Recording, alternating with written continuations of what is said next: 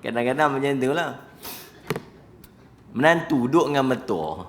Pasal tu di dalam agama, ni banyak kahwin-kahwin ni, antara pesan kita pada orang kahwin.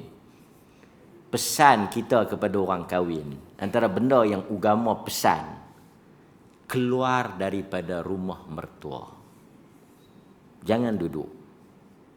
Sebab itu salah satu daripada benda yang wajib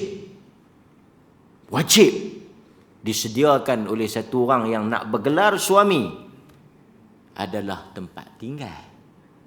Tak kira lah sewa ke apakah. Dan dia tidak boleh memaksa isteri dia. Kalau isteri dia kata, abang, kita kalau lepas kahwin, kita kena duduk rumah sendiri. Wajib dia menyediakan rumah untuk isteri dia. Walaupun kolong. Tahu kolong? Siapa duduk kolong? Osman Jailani. Dengan siapa? Siapa dia bini dia? Tak kenal bini Osman Jailani yang kahwin dengan Dr. Asmadi? Amboi tuan-tuan. Dari kolong, alhamdulillah, walaupun kolong tapi rumah sendiri kan. Kerana antara perkara yang mesti disediakan, yang dikatakan dengan nafkah. Apa dia nafkah? Makan minum wajib. Nafkah yang wajib. Makan minum, pakaian dan tempat tinggal.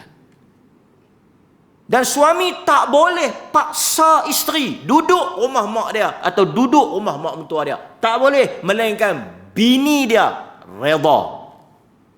Tak apa kita duduk rumah mak. Lagi bagus. Sip. Ekonomi. Tahu ekonomi? Kan? Di rumah ini kita tak makan, kita hanya ambil bau. Ini bagus, namanya ekonomi. Jimat tu jimat. Kalau isteri redha tak apa. Sebab di antara perkara yang akan rosak rumah tangga, dan hari ni ramai tuan-tuan tengok, adalah berpunca daripada apabila dia paksa. Tapi kalau isteri tu okey, isteri tu bagus, dia kata tak apalah, mak pun tak ada siapa nak duduk, kita duduklah. Sebab selalunya kalau kita duduk jaga mak, rumah ni memang kalau mak mati boleh ke kita. Ini dia panggil version. Ada orang yang ada visi, jangka pandang jauh. Baguslah. Alah, bukan nak lama mana. Kita sabar pilah 3-4 tahun. Tengok-tengok 13 tahun pun tak mati lagi orang tua tu. Kan? Ini saja lawak tuan-tuan semua layu tak larat dalam ngantuk. Tapi dia kena keluar. Sebab kadang-kadang tuan-tuan biasalah, kucing tu mangkit awal dah. Kucing tu mangkit awal dah. Tapi kucing ni pukul 10 pun duk lena melengkak lagi.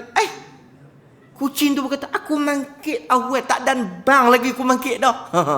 Yang ni bukan pukul anak sindir menantu. Yang ni perli kucing nak tenyih menantu. Benda-benda yang kecil seperti ini, agama dah ajak dah.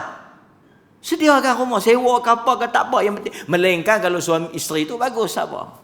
Tapi saya nak ceritanya tadi, yang tu lah.